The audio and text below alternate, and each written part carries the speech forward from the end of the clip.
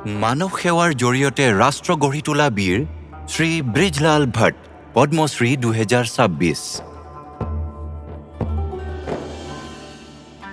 জগতে ইয়াক পৃথিৱীৰ স্বৰ্গ বুলি কয়, কিন্তু এই স্বৰ্গই নিজৰ আপোনজনক আঁতৰি যোৱা দেখিলে। 1990 চনটো আছিল অনিশ্চয়তাৰ সময়, য'ত মানুহে নিজৰ ঘৰ এৰি যাবলৈ বাধ্য হৈছিল। সেই সময়তে ব্ৰিজলাল ভট্টে তাৰ বিপৰীতে যাবলৈ সাহস দেখুৱালে। মোৰ মনলৈ এটাই কথা আহিল যে মই কাশ্মীৰ এৰি নাযাওঁ। আমাৰ লক্ষ্য মাত্ৰ এটা, মানৱ সেৱাৰ জৰিয়তে ৰাষ্ট্ৰৰ উত্থান। তাৰ ভেটি তেওঁৰ শৈশৱতে স্থাপন কৰা হৈছিল। অনন্তনাগৰ এটা বৃহৎ যৌথ পৰিয়ালত ডাঙৰ দীঘল হোৱা ভট্ট চাহাবৰ ৰাতিপুৱাবোৰ ইন্দ্ৰনাগ স্প্ৰিং, গুৰুদ্বাৰা, দেৱীৱাল মন্দিৰ আৰু ঋষি চাহাব দৰগাহৰ মাজেৰে পাৰ হৈ গ'ল। এই গংগা যমুনী তেহজিব পিছলৈ তেওঁৰ জীৱনৰ আটাইতকৈ ডাঙৰ মিছন হৈ পৰিল।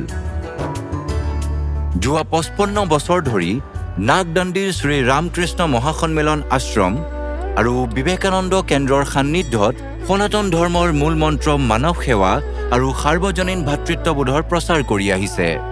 1996-97 চনৰ কঠিন সময়ছোৱাত ভট্ট চাহাবৰ নেতৃত্বত নাগদণ্ডী আশ্ৰমে মাতা ক্ষীৰ ভাৱানীত ভাণ্ডাৰা আৰম্ভ কৰাৰ সিদ্ধান্ত লয়। প্ৰথম অৱস্থাত ভাণ্ডাৰাত প্ৰায় 400-500 মানুহে আছিল, কিন্তু যিয়েই নহওক কিয় আমি মাত্ৰ আগবাঢ়িলো। আৰু মোৰ পত্নী প্ৰতিটো খোজতে মোৰ কাষত থিয় হৈ থাকিল।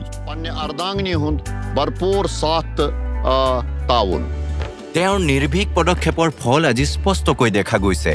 2024-25 চনত একেখন ভাণ্ডাৰাত 35,000তকৈ অধিক লোকে খাদ্য গ্ৰহণ কৰিছিল। সমাজখনক একত্ৰিত কৰাৰ লগতে আমেৰিকাৰ পৰা হৰ্টিকালচাৰৰ উচ্চ শিক্ষা গ্ৰহণ কৰা ভট্ট চাহাবে কাশ্মীৰৰ বন্যাৰ্ত আৰু নিৰ্জন ভূমিও উন্নত কৰিছিল। বৈজ্ঞানিক চিন্তাৰে আপেল আৰু আখৰোটৰ ফুলি উঠা বাগিচা সৃষ্টি হ'ল।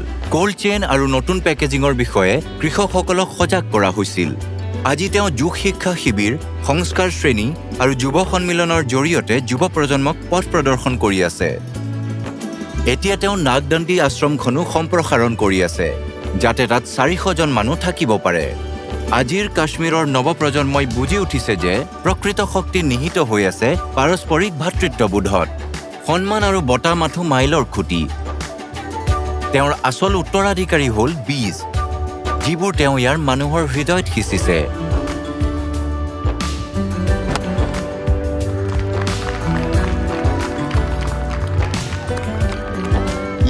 আমাৰ যুৱ প্ৰজন্মৰ উৎসাহ আৰু পিতৃ মাতৃৰ প্ৰজ্ঞা যেতিয়া একত্ৰিত হ'ব, তেতিয়াহে আমাৰ কাশ্মীৰে আকৌ সুন্দৰ ফুলথোপা হৈ সুগন্ধি বিয়পাই দিব। তেওঁৰ এই যাত্ৰা এতিয়া এক মহান যাত্ৰাত পৰিণত হৈছে, যি চিৰদিন চলি থাকিব। শ্ৰী ব্ৰিজলাল ভট্ট, পদ্মশ্ৰী 2026।